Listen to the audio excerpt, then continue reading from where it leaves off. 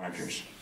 In 2000, we felt then it was a good place, but on the south side of the bridge, it was still a messy place. The all-service garage was there. Now, you need to have all-service garages, a place where you can bring junk cars, and that's good recycling.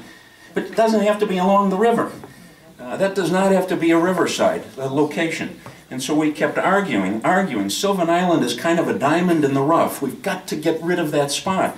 And we pushed and we pushed and we pushed, and finally people in Moline said, this fellow didn't really want to get rid of the business. It was the site where he'd been for a while. But Moline then threatened finally that they were going to use eminent domain for the site. And the owner, Mr. Jones, asked $175,000 for that little section, which is just the spot where now the Deer Park is. Moline offered $115,000, which was suggested by the appraiser, and the final compromise deal for that 1 square block of former industrial land, $145,000 in 2002. New uses began, off-road biking, that began in 2005. Now it is considered one of the best off-road trails in the state. I just checked that in the state of Illinois. The Sylvan Island Trail is considered the 5th best. They even have a nationwide ranking, 446th, with several big events each year. And even higher, that ranking would be even higher when compared with trails that are only urban. In fact, one of the persons, the bikers, said that it's probably in the top 10 in the country as a truly total urban place for off-road bikes. The bike organizations, at first we thought, oh man, that's all we need. Now we're going to have hundreds of people going on the trails. The bike organizations are terrific. For whenever the events are over, they pick the island up. They've really been, it hasn't affected the place at all. In 2010, we began at Augustana. Augustana has been involved all along, but beginning in 2010, the City of Moline is great about this. They allow us to bring over about 20 first-year students. They've just arrived in campus the day before. Augustana wants to get these people out into the community. So I go over there, and Rod Schick for the City of Moline, he's terrific. He knows that I've got the best intention of the island. So we go over there with shears and we clip. And he said, yeah, you just take out anything you want. Just what I've dreamed for in my life. Permission from a public department to cut. But we really do some good things over there so that, for example, as we know, vegetation keeps on growing. And on the north side trail, as nice as it was, pretty soon it was covered. Well, you can hardly see the river. And so one of the things we do then every late August is we go over there and we open up some of those windows so that when you're walking along the trail, you feel like you're in the woods, and then suddenly there's the vista that opens up and it goes on. In 2011, 2012, the construction of the parking lot and park. Finally, Moline moved forward to convert that former all-service garage and spent $700,000 to do that. Unfortunately, last year was a very dry year, so some of that vegetation, it's going to need some help this year getting going again. But it's going to be a good spot, and you know it's going to be good because Deere now finally got involved in this. In September 2012, before that, they've been involved for, in the last year or so on this, but September of last year, Deere dedicated a historical monument in the center of that now Sylvan Gateway Park as part, and it's a wonderful sculpture, if you can see it, a metal piece, as part of its 175th corporate anniversary. And they wanted it to be there as a place where the workers in that plant right down the road, where they can go over there for lunch. Just in their short half-hour break, they can go over and sit down, and so they wanted to do that, and it's really good to have Deere on board. Winter 2012-13, finally, again, under some pressure. It helps when Deere can get behind things. It gives a little extra clout. They told the people at Mid-America, can't you get rid of those big oil tanks, which haven't been used for a while, and they were rusty as can be. Mid-America cleared them out, and it made it in the newspaper a few weeks ago. They're all gone. So now when you're down going to the park, you know Mid-America is there, and that's no problem. That's a business, and you have to have businesses working. But you don't need to have these old tanks that are there, and so now it looks much better. So in summary, it's a good example of adaptive reuse of an old site and of recognizing the spatial context of a site. It's a great outdoor history lab, a good natural area, and it remains a good fishing site. I want to read just a few lines here as we close from some of the off-road cycling one. This was one, a nice piece. Sylvan Island Park is a great urban trail system located in Moline, and it gives the directions. It was once home to a steel mill from which remnants can still be seen, such as concrete loading docks and building foundations, railroad tracks, rebar, and loose rock. Despite few elevation changes, the unique nature of the island's trails makes Sylvan Island Park a fun, yet challenging and technical place to ride. The soil composition at Sylvan Island allows for quick drying after precipitation, often making it the first available trail system to ride in the Quad Cities following rain. But as part of their ad, they also have this. Radiation in Sylvan Island, radiation in Sylvan Island soil it's known to cause superpowers. One superpower per person per lifetime. Must be present to win.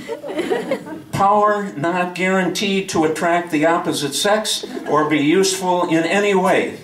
Worthless powers are not redeemable. Worthless powers are not redeemable for another power and have no cash value.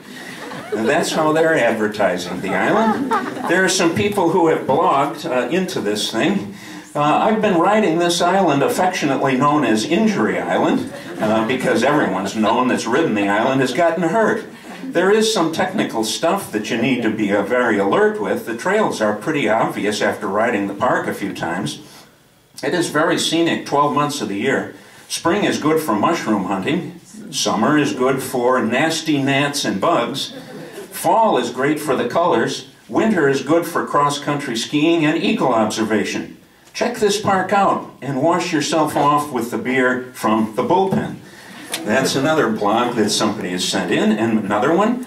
Everything else is single track. No climbs, but fun whoops and jumps throughout. The place is so packed with trails that it's easy to more than just wander about until you get a feel for where it runs. Then you can put together some good loops to run hard. Not particularly technical, but I really enjoyed the historical aspect of running around on the site of an old steel mill. Lots of junk, like busted up bricks on the trails, but didn't have any issues with flats. Had a great time thanks to the club that maintains this great riding area. We'll be back.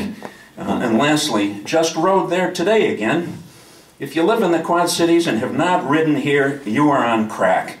I ride a 38th free ride rig and have been having a great time riding off little drops and hucking over some serious jumps. The trail system is very nice, always a different way to go. The skill level is pretty good, lots of BMX-inspired riding. Cross-country guys can make a circuit out of it and get their heart rates up. Free ride guys can climb the rock hills and point it down. Kids can blow their parents on the main trail, can follow their parents on the main trails, and teens can always find a secluded spot to do whatever it is that teens do. Classic trail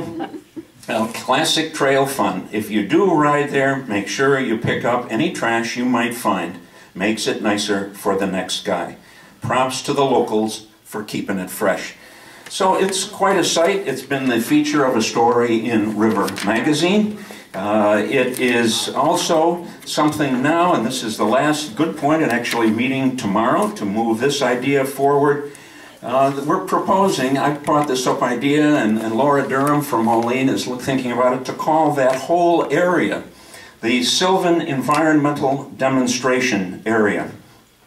Within about 3 blocks by 2 blocks, we can talk about historical aspects of what we now call sustainability, hydropower for the arsenal and for Mid-America Energy for 150 years, Sylvan Gateway Park and parking lot, how to use improved riverfront riparian property, reuse of the old steel bridge from Burlington to Moline. When you look at the get to the island and you look to the Eastern Railroad Bridge, that used to be part of the bridge crossing the Mississippi at Burlington. But rather than junking that, they decided to move it here. That was much bigger, so they took out some of the center spans of that bridge, shortened it, and dropped it down. We now call that recycling, and they were doing that a long time ago. The Sylvan Slough Natural Area, which is right on the Rock Island side, remediation of a brownfield site. The Moline Secondary Water Treatment Plant. The new LEED Quality Bus Maintenance Facility that's scheduled for completion in early 2014. Adaptive reuse of the old International Harvester Building and recycling of materials from demolitions, and beautification of the railroad right-of-way and some industrial site buffers. So we're going to be meeting tomorrow. It's my vision that when this is all finished in a year, you and I can go there, and there might be scattered around just a little walking trail, 2 blocks by 3 blocks, and we would have about a dozen different ways in which people have been trying to use the environment sustainably in that spot. It's been a good spot, and I close with just, we did this because we love it, but it was one of the most, grateful kinds of expressions I've had in my life. We were down there with one of these cleanups, and as I was walking back, carrying pails of things, it was getting dark, sun was going down, and I walked across the bridge, and there were some guys fishing there, and I thought, okay, the students had gone back in the morning, so I was just by myself. And I said, well, you catching anything? And they told me about that, and they said, what are you doing here? And I said, well, we've been out here cleaning, but I decided to come back and do some snipping on my own, and I've been interested in this a long time. And then he looked at me, he says, yeah, he says, you're the one who's been interested in this for a long time, aren't you? The professor at over Augustana? And I said, yeah, that's me. And then what he did, this simple little gesture, he said, he got up from his spot, and he took his glove off.